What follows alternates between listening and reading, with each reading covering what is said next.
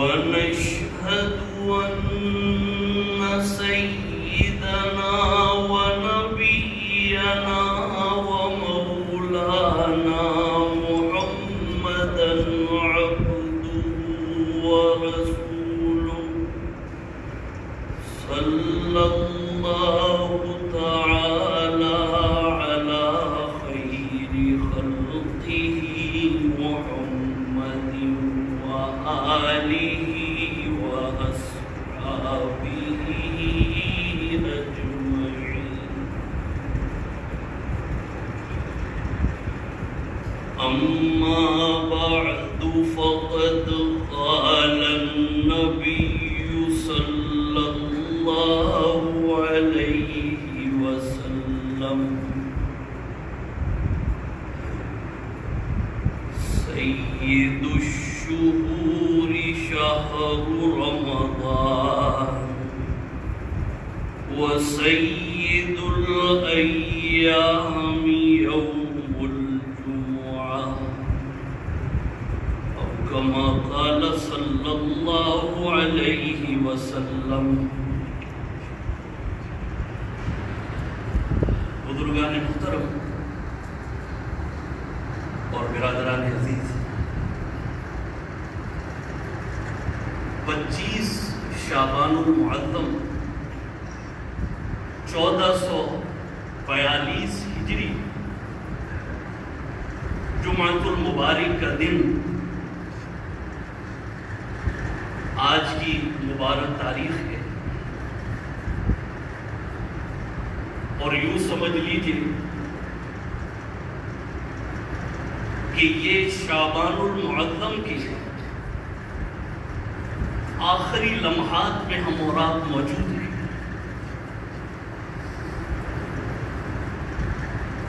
اور چند ہی دنوں کے بعد شعبان المعظم کا مہینہ اپنے اختتام پر آئے گا، اور رمضان المبارک کا محتم شان مہینہ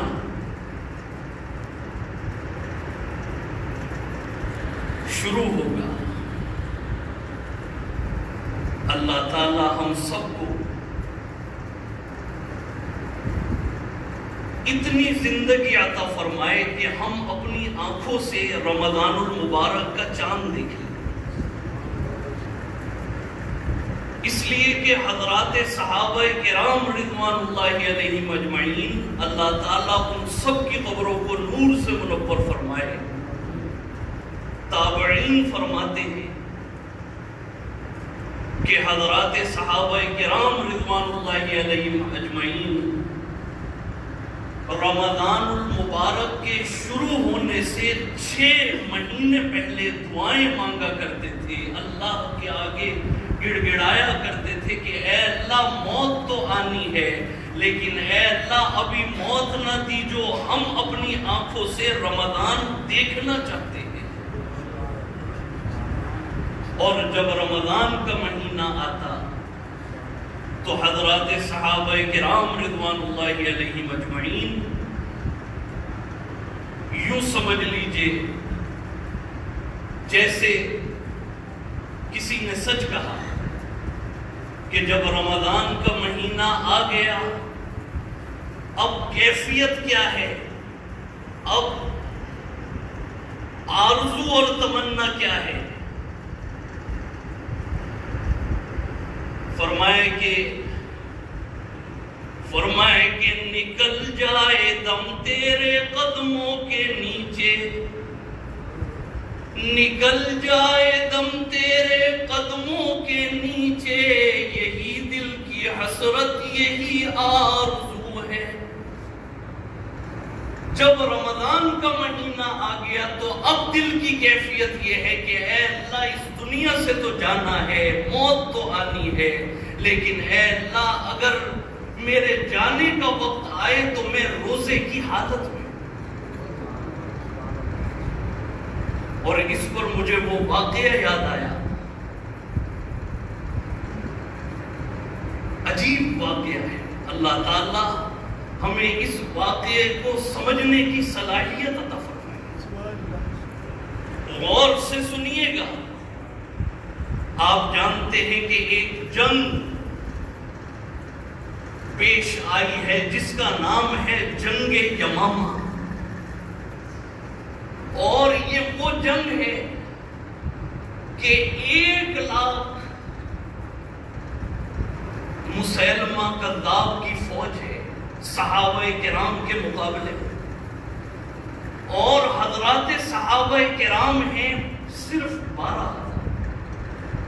اور یہی وہ جنگ ہے کہ جس میں 3,000 صحابہ کرام تابعین اس جنگ کے اندر شہید کر دیے گئے، اور 700 ایسے صحابہ اور تابعین تھے جو حفاظ اور علماء کرام تھے۔ ایسی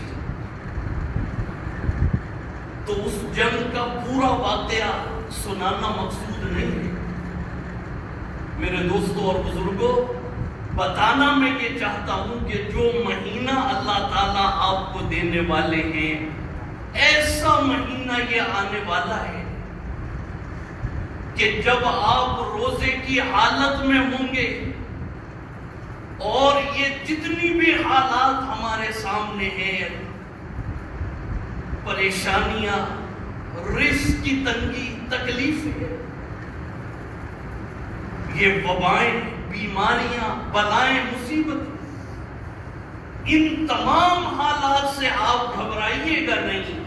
جب آپ روزے کی حالت میں ہوں گے اور پیاس کی شدت ہے، بھوک کی کیفیت ہے، خدا کی قسم اس وقت میں آپ جب ہاتھ اللہ رب العالمین کے سامنے اٹھائیں گے، اللہ کا عرش عظیم بھی ہل جائے گا، اس لیے کہ آپ کے لیے یہ مہینہ روزے کی حالت میں جب آپ آئیں گے، کائنات کا ذرہ ذرہ آپ کے لیے دعائیں کرے گا، سمندر کی مچھلیاں آپ کے لیے دعائیں کریں گی، چیونٹیاں آپ کے لیے دعائیں کریں گی، یہ ہوائیں آپ کے لیے دعائیں کریں گی، حتیٰ کہ فرشتے آپ کی دعاؤں پر آمین کہیں گے۔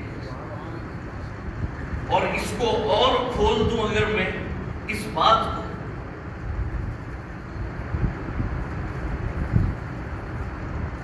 اگر جو مسلمان چلے گئے اور اللہ نے ان کی زندگی میں یہ مبارک مہینہ ان کو نصیب نہیں ہوا،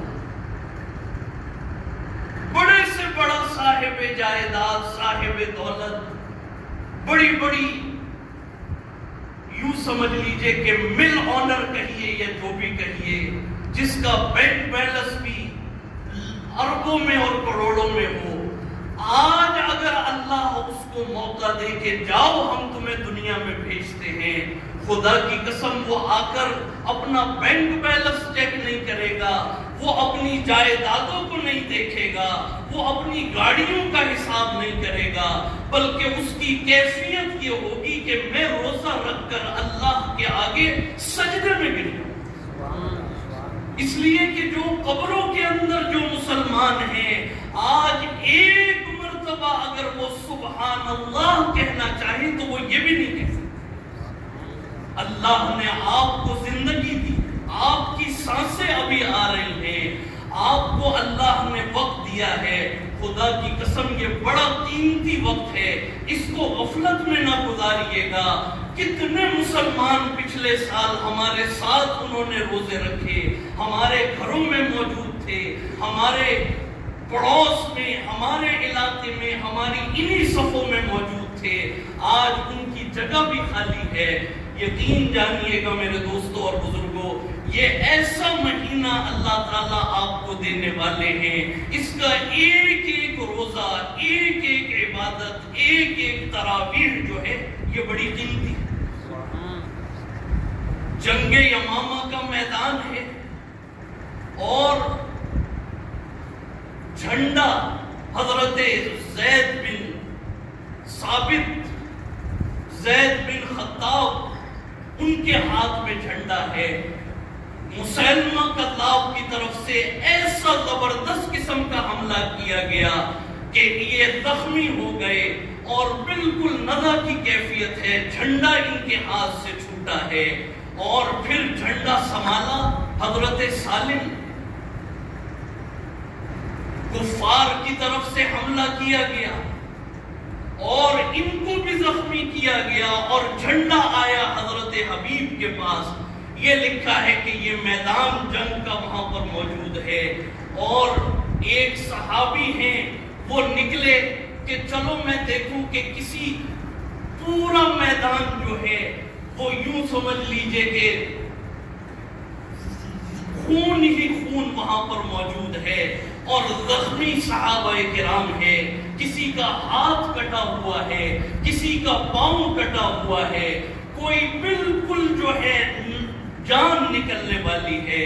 تو یہ صحابی چلتے چلے گئے، انہوں نے حضرت مسلم حضرت سالم جن کے پاس دوسری دفعہ جھنڈا آیا تھا ان کے پاس سے گزرے تو دیکھا کہ پورا جسم زخموں سے چور چور ہے اور خون جاری ہے جسم سے، اور آخری وقت ہے اور سخت گرمی چلچلاتی ہوئی اور پورے جسم سے خون بہ رہا ہے، سانس کی آواز زور زور سے آ رہی ہے، پیاس کی شدت ہے۔ یہ صحابی حضرت سالم کے پاس گئے اور فرمائے کہ اے میرے بھائی، یہ پانی میں تمہارے لیے لے کر آیا ہوں، اس کو تم پی لو۔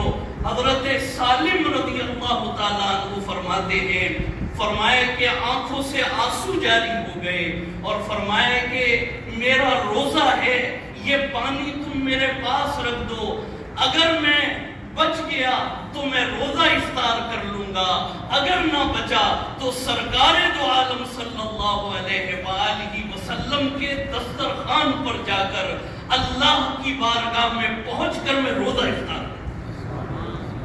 میرے دوستوں اور بزرگوں، یاد رکھیے یہ مہینہ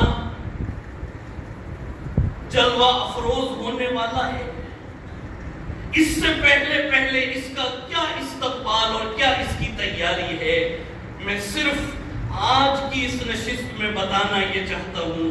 خدا کی قسم ایک چیز تو یہ یاد رکھیے گا جو بڑی ہر شخص اس بات کو غور سے سنے۔ میرے دوستوں اور بزرگوں، جتنے بھی مسلمان چلے گئے اس پینڈیمک میں اور یہ کرونا بیماری کے اندر اور جو بھی حالات ہیں،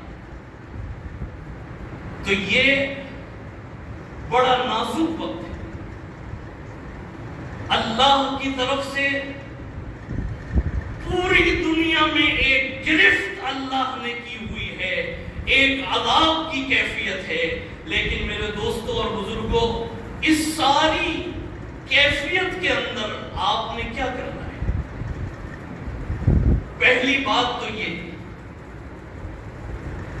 کہ یہ رمضان جو آنے والا ہے اس کو گزشتہ سال کی طرح غفلت میں نہ گزاریے۔ یہ نہ کہیے گا کہ جی یہ کرونا ہے، بیماری ہے، وبا ہے، بے شک ہے، لیکن آپ مجھے ایمانداری سے بتائیے، کیا گزشتہ سال جب مساجد بند کروا دی گئی، نہ نماز تراویح ہے، نہ جمعۃ المبارک کا اجتماع ہے، نہ سحری ہے، نہ افطاری ہے، نہ معتکفین ہے، لیکن کیا اس زمانے میں، کیا پوری دنیا میں، پاکستان میں کیا تجارت نہیں ہوئی؟ کیا آن لائن بزنس جو ہے اپنے عروج پہ نہیں گیا؟ کیا کھانے پینے کا کام، یہ ماسک، سینیٹائزر، گلوز، کیا یہ شارٹ نہیں ہوئے؟ کیا ہاسپٹلز میں کام نہیں ہوا؟ میرے دوستوں اور بزرگوں، یاد رکھیے پوری دنیا میں، پاکستان میں انہی حالات میں بزنس بھی ہوا۔ جو کروڑ پتی، جو لاکھوں کے مالک تھے وہ کروڑوں کے مالک ہو گئے، جو کروڑوں کے مالک تھے وہ ارب پتی بن گئے، لیکن ہم نے کیا کیا؟ ہم نے عبادات چھوڑ دی۔ اندازہ لگائیں، نعوذ باللہ من ذالک۔ اللہ تعالیٰ لا حول ولا قوت الا حضرات صحابہ کرام کے زمانے میں دیکھ لیجئے، جب بھی بلائیں اور مصیبتیں آئیں، وبائیں اور بیماریاں آئیں، کیا ہمارے سامنے احادیث کی کتابیں موجود نہیں؟ کیا قرآن کی آیات نہیں ہے؟ اللہ تعالیٰ تو قرآن کریم میں یہ چیز ارشاد فرما رہے ہیں، ظہر الفساد فی البر والبحر بما کسبت ایدی الناس لیذیقہم بعد الذی عملوا لعلہم یرجعون۔ فرمائے کہ یہ جتنا بھی تمہیں فتنہ اور فساد نظر آ رہا ہے، آسمان میں، زمین میں، خشکی میں، تری میں، جو کچھ بھی تمہیں حالات نظر آ رہے ہیں، اللہ تعالیٰ فرماتے ہیں لیذیقہم بعد الذی عملوا، یہ تمہارے اعمال کا نتیجہ ہے۔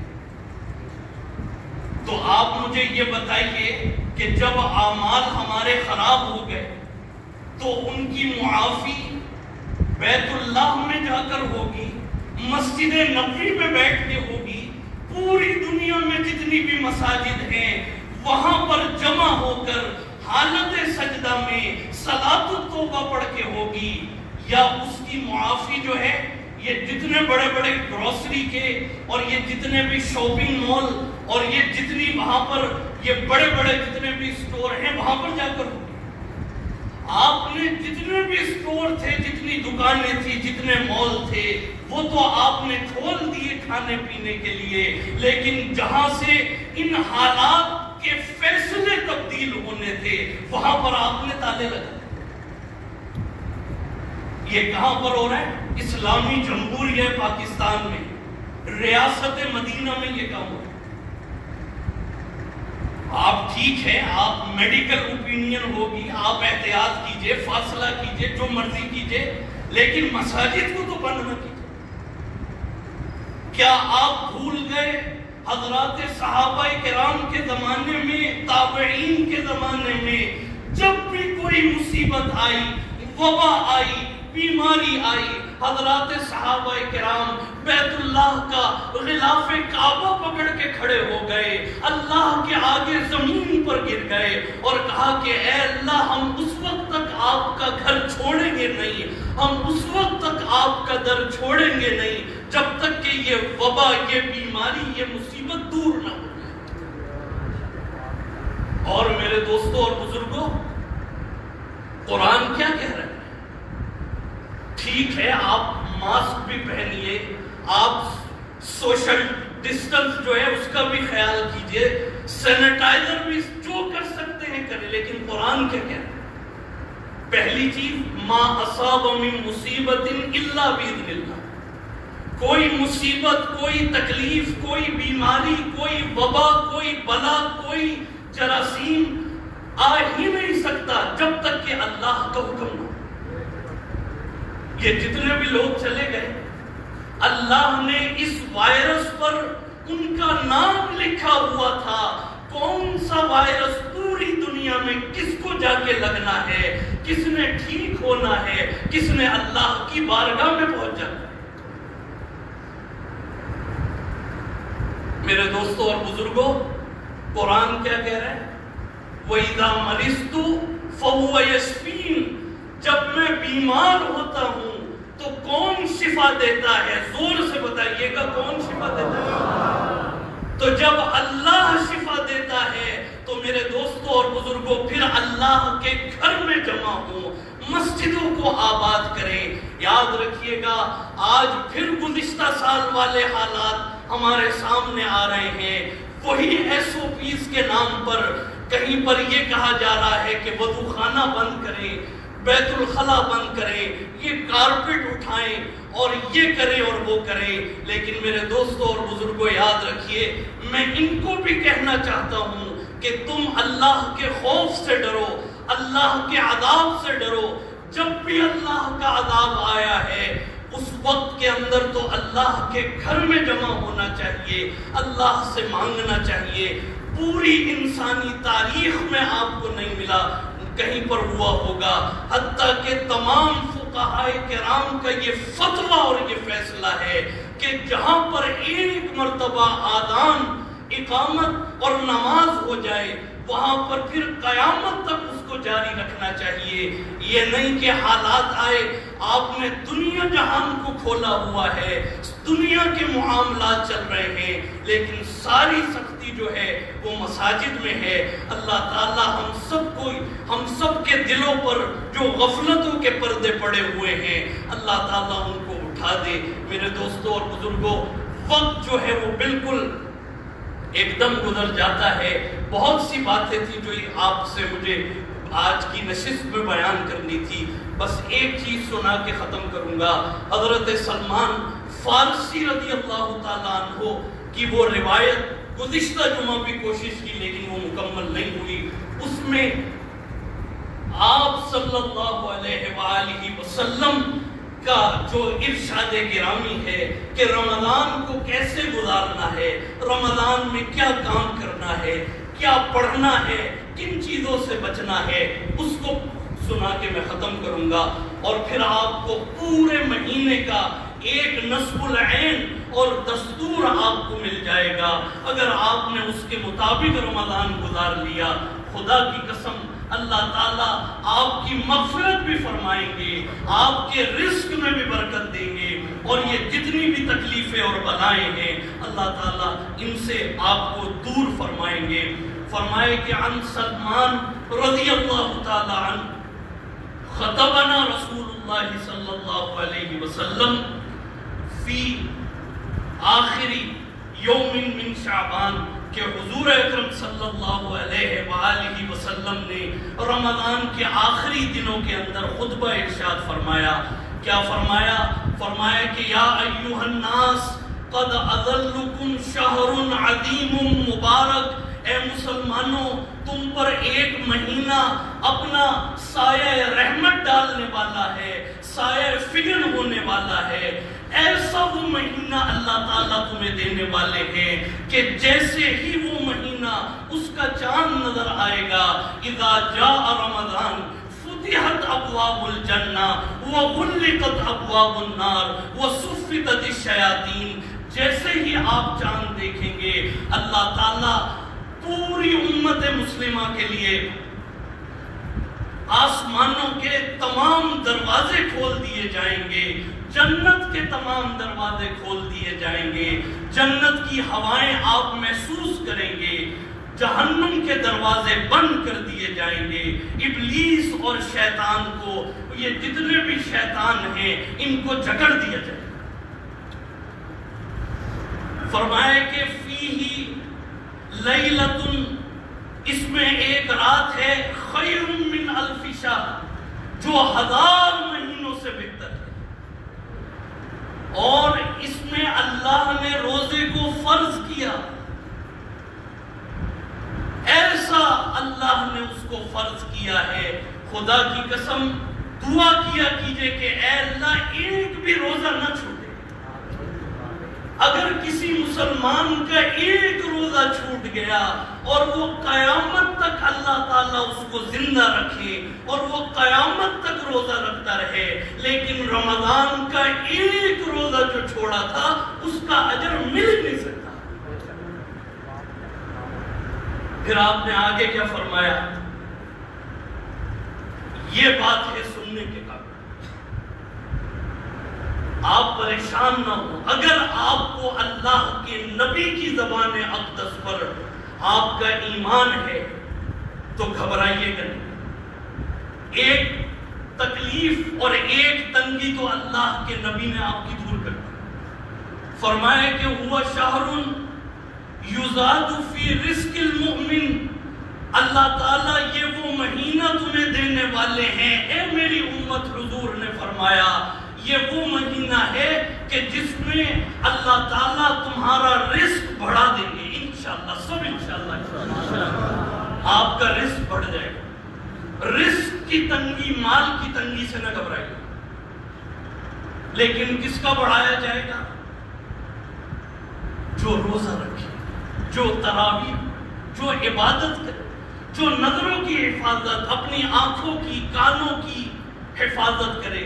اللہ کے نبی فرماتے ہیں کہ میں ذمہ داری لیتا ہوں وَيُزَادُ فِي رِزْقِ الْمُؤْمِنِ, اس کا رزق بڑھا دیا جائے. اور آگے کیا فرمایا؟ میں مختصر طور پہ عرض کر رہا ہوں، وقت بالکل ختم ہو گیا۔ فرمایا کہ یہ وہ مہینہ ہے اے میری امت، آپ نے فرمایا صلی اللہ علیہ وآلہ وسلم کہ اگر تم اس میں نفل پڑھو گے اللہ تعالیٰ فرض کا ثواب عطا فرمائیں گے، فرض کی ادائیگی کرو گے تو اللہ تعالیٰ 70 فرضوں کے برابر تمہیں ثواب سے نوازے گا۔ اور فرمایا کہ من فطر، جس نے اس ماہ مبارک میں کسی مسلمان کو روزہ کھلوایا، اس کا روزہ افطار کروایا، اللہ کے نبی فرماتے ہیں کہ میں ذمہ داری لیتا ہوں، ایک تو اس کے تمام گناہ اللہ تعالیٰ معاف فرما دیں گے، اور دوسرا یہ مسلمان جہنم کی آگ میں جل ہی نہیں سکتا، اللہ تعالیٰ جہنم سے برات عطا فرمائے۔ اور کیا فرمایا کہ من خففا، یہ تمام ان کے لیے ہے جن کو اللہ نے مالک بنایا، جو اونر ہیں بزنس کے، جن کے نیچے ملازمین ہیں، ان کے ورکرز۔ فرمائے کہ من خففا، جس نے اپنے اس ماہ مبارک میں اپنے ملازمین، اپنے ماتحت، اپنے ورکرز کا بوجھ ہلکا کیا۔ کیسے بوجھ؟ ایسے ہلکا کیا کہ وہ نماز پڑھنا چاہتے ہیں ان کو روکا نہیں، وہ عبادت کرنا چاہتے ہیں ان کو اجازت دی، وہ ان کا کام ہلکا کر دیا۔ جو آنر ہیں وہ بھی تو کیسی زندگی گزار رہے ہوتے ہیں، نہ کوئی روک نہ کوئی ٹوک، جب مرضی آ گئے، جب مرضی، تو ہر شخص سمجھتا ہے اس کے بوجھ کو ہلکا کیا۔ اللہ تعالیٰ فرماتے ہیں، اللہ کے نبی نے ارشاد فرمایا، جس نے دنیا میں اپنے ماتحتوں کا رمضان کے مہینے میں بوجھ ہلکا کیا، اللہ تعالیٰ قیامت کے دن اس کے گناہوں کے بوجھ کو ہلکا فرمائے۔ اور آخری چیز میرے دوستوں اور بزرگوں، آپ صلی اللہ علیہ وسلم نے ارشاد فرمایا کہ اس میں 4 چیزوں کی کثرت کرنا، 4 چیزوں کی۔ پہلی چیز کلمہ طیبہ، لا الہ الا اللہ محمد الرسول اللہ، چلتے پھرتے کلمہ طیبہ پڑھو۔ یہ کلمہ ایسا ہے کہ پوری دنیا کو اور وما فیہا، جو کچھ اس میں ہے، سورج چاند ستارے آسمان، ترازو کے ایک پلڑے میں رکھے جائیں اور دوسرے پلڑے میں کلمہ طیبہ کو رکھا جائے تو کلمہ طیبہ کا پلڑا جھک جائے گا، یہ ایسا کلمہ ہے۔ اور دوسری چیز استغفار طلب کریں، استغفار کی کثرت، استغفر اللہ استغفر اللہ استغفر اللہ استغفر اللہ ربی من کل ذنب واتوب الیہ استغفر اللہ الذی لا الہ الا هو الحی القیوم۔ کثرت سے استغفار۔ آپ نے استغفار کیا، کیا ملے گا؟ فَقُلْتُ اسْتَغْفِرُوا رَبَّكُمْ إِنَّهُ كَانَ غَفَّارًا يُرْسِلِ السَّمَاءَ عَلَيْكُمْ مِدْرَارًا وَيُمْدِدْكُمْ بِأَمْوَالٍ وَبَنِينَ وَيَجْعَلْ لَكُمْ جَنَّاتٍ وَيَجْعَلْ لَكُمْ أَنْهَارًا۔ اگر آپ نے استغفار کیا، اللہ تعالیٰ آپ کو اولاد سے بھی نوازیں گے، اللہ تعالیٰ مال سے بھی نوازیں گے، اللہ تعالیٰ آپ کے لیے آسمان سے بارش بھی برسائیں گے، اللہ تعالیٰ آپ کے لیے آپ کو باغات اور نہریں اور مال اور اولاد سب کچھ آپ کو دے دیں گے۔ یہ ہے استغفار کی بات۔